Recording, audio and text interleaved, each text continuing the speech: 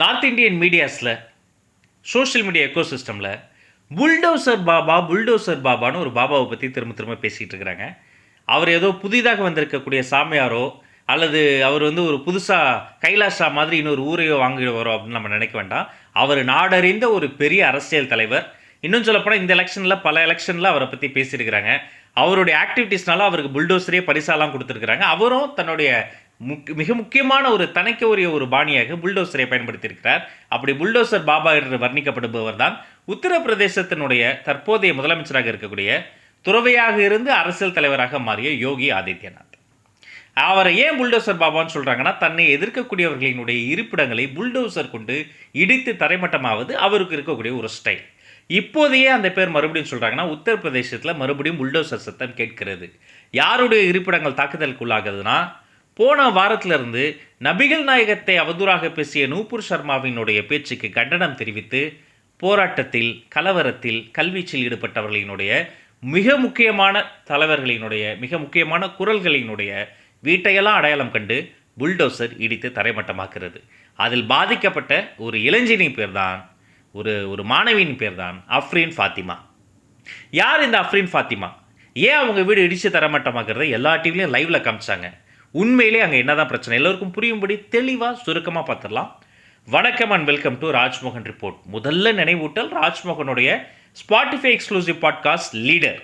உங்களுக்குள்ளே ஒளிஞ்சிருக்கக்கூடிய லீடர்ஷிப் குவாலிட்டிஸில் வெளில கொண்டு வருவதற்காக ஷே குவேரா என்ற ஒரு சுயநலம் இல்லாத பரிசுத்தமான மாபெரும் லீடரை குறித்து நான் பேசியிருக்கிறேன். அந்த ஷோக்கான லிங்க் டிஸ்கிரிப்ஷனில் இருக்குது.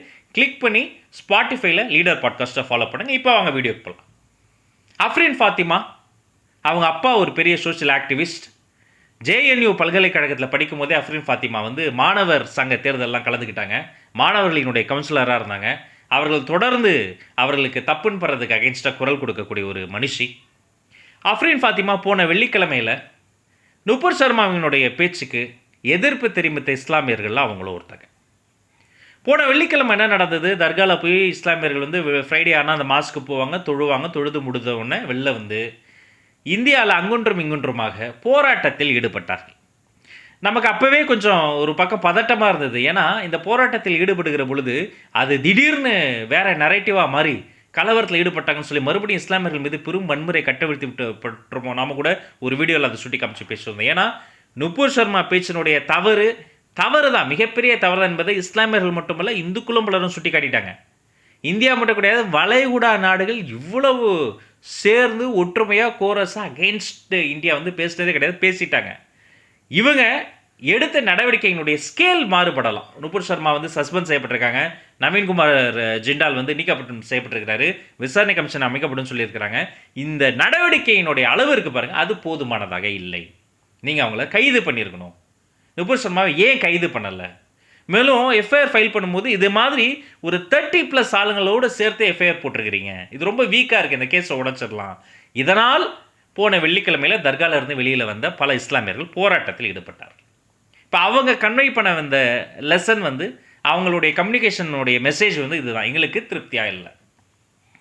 ஆனால் வெள்ளிக்கிழமைக்கு அடுத்த நாளிலிருந்து அதற்கு எதிர் நடவடிக்கை வந்து ஒன்றா நடந்துக்கிட்டே இருந்தது. அதில் குறிப்பாக உத்தரப்பிரதேசில் ஒரு விஷயம் நடந்தது. அது என்னென்னா, புல்டோசர் கொண்டு அவர்களினுடைய இருப்பிடங்கள் இடித்து தள்ளப்பட்டன. அஃப்ரீன் ஃபாத்திமாவினுடைய வீடும் இடித்து தள்ளப்பட்டது.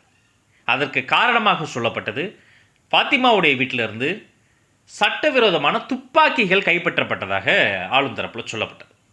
ஆனால் ஃபாத்திமாவுடைய கேள்வி ஒன்று தான், எல்லா டிவி சேனல்லையும் கிரிக்கெட் மேட்சை லைவ் காட்டுற மாதிரி அந்த இங்கே வீட்டை அடித்ததை காமிச்சிங்க. அந்த லைவில் ஒரு துப்பாக்கி கூட அந்த வீட்டிலேருந்து எடுக்கலையே.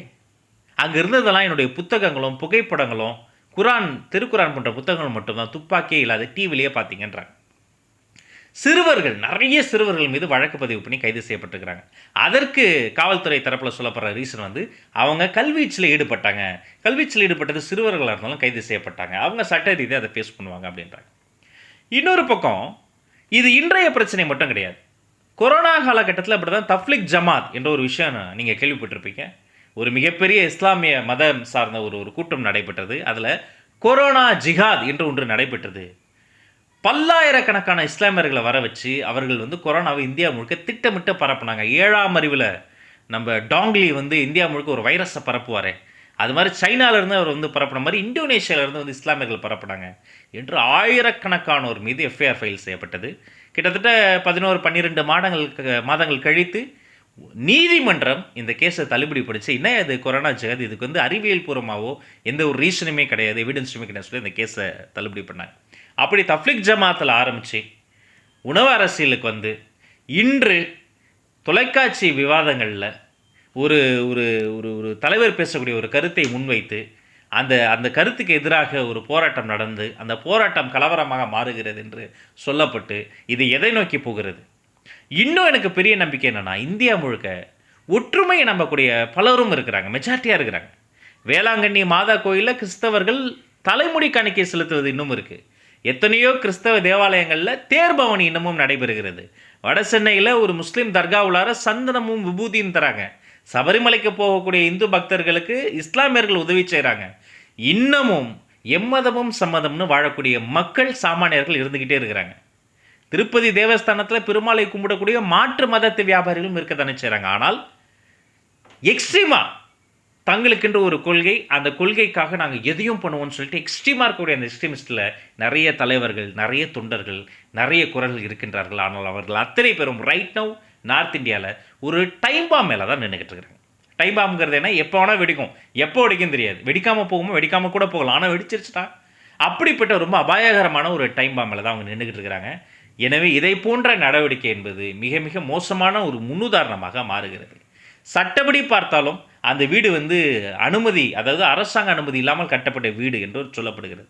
சரி, சட்டப்படி அரசாங்க அனுமதி இல்லாத அந்த வீட்டுக்கு எத்தனை நோட்டீஸ் கொடுத்துருக்குறாங்க? 2 நோட்டீஸ்.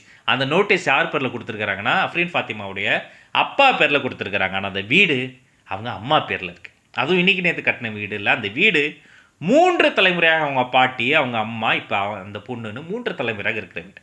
சரி, அது அரசாங்கத்தின் அனுமதி இல்லாத ஒரு வீடுனா மிக முக்கியமான ஒரு கேள்வி வருது. அரசாங்கத்தின் அனுமதி இல்லாத ஒரு வீட்டுக்கு அரசாங்கத்தில் இருந்து இபி கனெக்ஷன் எப்படி வந்தது? வாட்டர் கனெக்ஷன் எப்படி வந்தது? ஆதார் கார்டிலேருந்து ஐடி கார்டு வரைக்கும் எல்லாமே அந்த வீட்டின் பேரில் அரசாங்க அத்தாட்சி அட்டைகள் எல்லாம் எப்படி வந்தது? அப்போ இந்த ஒட்டுமொத்த சம்பவங்களையும் பார்க்கிற பொழுது வெளிப்படையாக சொன்னாலும் சொல்லாட்டியும் என்னென்னா, தங்களுடைய கொள்கைக்கு எதிராக யாராவது போராடினால் வீடு இடிக்கப்படும், இருப்பிடம் கேள்விக்குள்ளாக்கப்படும் என்ற ஒரு பயத்தை விதைப்பதற்காக இந்த நடவடிக்கை என்று எடிட்டர்ஸ் கில்டுன்னு ஒன்று இருக்குது. இந்தியா முழுக்க எடுக்கக்கூடிய பத்திரிகையாளர்களினுடைய மிக முக்கியமான ஒரு அமைப்பு. அதில் ஆரம்பித்து மிக முக்கியமான ஊடகவியலாளர்கள் வரை இதை சுட்டி காட்டுறாங்க. ரைட் நோ இதுதான் சுச்சுவேஷன். இது எதை நோக்கி போகும்? இது வந்து சமாதானத்தை நோக்கி செல்லுமா அல்லது பெரும் சண்டையில் போய் முடியுமா? ரொம்ப கூர்ந்து நம்ம இதை அவதானிச்சுட்டு இருக்கிறோம். பட் நான் வீடியோக்கு நடுவில் சொன்னேனே, இன்னமும் ஒற்றுமையை நம்பக்கூடிய ஒரு மிகப்பெரிய ஒரு சமூகமாக, ஒரு சிவில் சொசைட்டியில் எல்லாரும் சேர்ந்து வாழ முடியும், பன்மையில் ஒருமை வேற்றுமையில் ஒற்றுமை நம்ம வாழ முடியும்னு நம்ம வந்து நம்பிக்கிட்டு இருக்கோமே. நானும் அதில் ஒருவன். இந்த ஆண்டு ரொம்ப முக்கியம். இந்தியாவுக்கு சுதந்திரம் கிடைத்த 75 ஆண்டுகளை நிறைவு செய்கிற பவழ விழாவை நம்ம கொண்டாடக்கூடிய ஒரு ஆண்டு இந்த ஆகஸ்ட் 15. வெள்ளைக்காரங்க கிட்ட இருந்தோ அல்லது நம்மளை ஆதிக்கம் செலுத்தக்கூடிய இன்னொரு ஒரு வெளிநாட்டுக்கிட்ட இருந்தோ நமக்கு விடுதலை வேண்டாம். ஆனால் நமது உள்நாட்டுக்குள்ளாரையே நாம் சாந்தியும் சமாதானமும் ஒற்றுமையோடு வாழ வேண்டிய ஒரு மிகப்பெரிய தேவை இருக்கிறது. என்ன நடக்கிறது பொறுத்திருந்து பார்ப்போம். இந்த செய்தியை உங்கள் நண்பர்கள், நலன் விரும்பிகளோடு பகிர்ந்து கொள்ளுங்கள். உங்கள் அத்தனை பேருக்கும் நல்லதே நடக்கட்டும், நலமே சொல்லட்டும். நன்றி, வணக்கம்.